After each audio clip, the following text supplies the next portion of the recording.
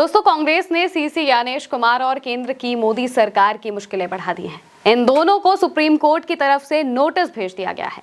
मुख्य चुनाव आयुक्त को कानूनी कार्रवाई से आजीवन छूट मिलती है और इसी कानून को चुनौती देते हुए कांग्रेस की नेता ने याचिका दायर की, जिसको लेकर कोर्ट ने साफ कह दिया है कि वो कानून की जांच करना चाहती है। कांग्रेस नेता जया ठाकुर की याचिका पर सुप्रीम कोर्ट ने केंद्र सरकार और चुनाव आयोग को नोटिस जारी किया। ये नोटिस उस याचिका पर दिया गया है जिसमें मुख्य चुनाव आयुक्त और चुनाव आयुक्तों को कानूनी कार्रवाई से आजीवन छूट देने वाले कानून को चुनौती दी गई है। याचिका पर सीजेआई सूर्यकांत की बेंच ने कहा कि वो इस कानून की जांच करना चाहती है। कांग्रेस नेता जया ठाकुर की याचिका में कहा गया है कि ये प्रावधान मुख्य चुनाव आयुक्त और चुनाव आयुक्तों को उनके कामकाज से जुड़े मामलों में पूरी जिंदगी के लिए नागरिक और आपराधिक कार्रवाई से बचाव देता है। ऐसी सुरक्षा संविधान बनाने वालों ने न्यायाधीशों को भी नहीं दी थी, इसलिए संसद ऐसा संरक्षण नहीं दे सकती जो संविधान में दूसरे बड़े पदों पर बैठे लोगों को भी नहीं मिलता हो। दरअसल मुख्य चुनाव आयुक्त और अन्य चुनाव आयुक्तों की नियुक्ति से जुड़े 2023 के कानून को लेकर विपक्ष का विरोध है।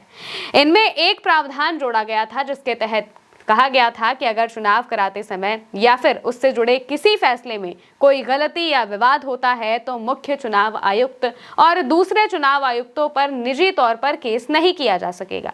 ये सुरक्षा उनके पूरे जीवन तक लागू रहेगी, भले ही वो पद पर ना हो। इसके खिलाफ राहुल गांधी भी कई बार बयान दे चुके हैं। शीतकालीन सत्र में भी उन्होंने इस मुद्दे को उठाया था और सवाल किया था कि सीसी को इतनी छूट आखिर क्यों मिली है। इस पर सुनवाई करते हुए सीजेआई सूर्यकांत ने कहा कि ये एक महत्वपूर्ण मुद्दा है। हम जांच करेंगे कि क्या इस प्रावधान से कोई नुकसान हो रहा है और क्या संविधान की व्यवस्था के तहत ऐसी छूट दी जा सकती है। हालांकि सीजेआई की ओर से इस कानून पर कोई रोक नहीं लगाई गई है। उन्होंने कहा कि फिलहाल स्टे की जरूरत नहीं है। 2 मार्च 2023 को सुप्रीम कोर्ट ने एक फैसला दिया था। सीसी और ईसी की नियुक्ति पर सुप्रीम कोर्ट ने अपने फैसले में कहा कि चुनाव आयुक्तों की नियुक्ति एक पैनल करेगा। इसमें प्रधानमंत्री, लोकसभा में नेता प्रतिपक्ष और सीजेआई भी शामिल होंगे। इससे पहले सिर्फ केंद्र सरकार इनका चयन करती थी। ये पैनल सीसी और ईसी के नामों की सिफारिश राष्ट्रपति से करेगा। इसके बाद राष्ट्रपति मुहर लगाएंगे, तब जाकर उनकी नियुक्ति हो पाएगी। कोर्ट ने यह भी कहा कि यह प्रोसेस तब तक लागू रहेगा जब तक संसद चुनाव आयुक्तों की नियुक्ति को लेकर कोई कानून नहीं बना लेती।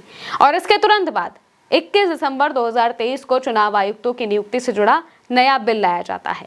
केंद्र की मोदी सरकार सीसी और ईसी की नियुक्ति, सेवा, शर्तें और अवधि से जुड़ा नया बिल लेकर आती है। इसके तहत चुनाव आयुक्तों की नियुक्ति 3 सदस्यों का पैनल करेगा। इसमें प्रधानमंत्री होंगे, लोकसभा में विपक्ष के नेता होंगे और एक कैबिनेट मंत्री शामिल होंगे। पैनल से सीजेआई को बाहर रख दिया गया। 21 दिसंबर 2023 को शीतकालीन सत्र के दौरान ये बिल संसद के दोनों सदनों में पास हो गया।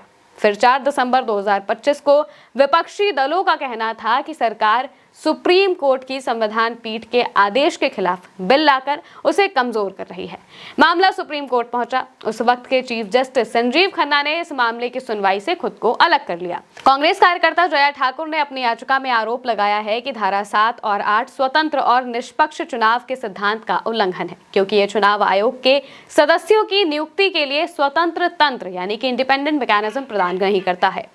याचिका में यह भी कहा गया था कि ये कानून सुप्रीम कोर्ट के मार्च 2023 के फैसले को पलटने के लिए बनाया गया, जिसने सीसी और ईसी को एक तरफा नियुक्ति करने की केंद्र सरकार की शक्तियां छीन ली थी। ये वो प्रथा है जो देश की आजादी के बाद से चली आ रही है, लेकिन अब इस पर सुप्रीम कोर्ट ने साफ तौर से जवाब मांग लिया है, केंद्र की सरकार से भी, और वहीं ज्ञानेश कुमार को भी नोटिस दिया है। अब ये देखना होगा कि जब वो वापस अपना जवाब दाखिल करेंगे तो इसके बाद जब सुनवाई होगी तब क्या कुछ होता है। फिलहाल के लिए मेरे साथ इस खबर में इतना ही। आप देखते रहिए उल्टा चश्मा यूसी।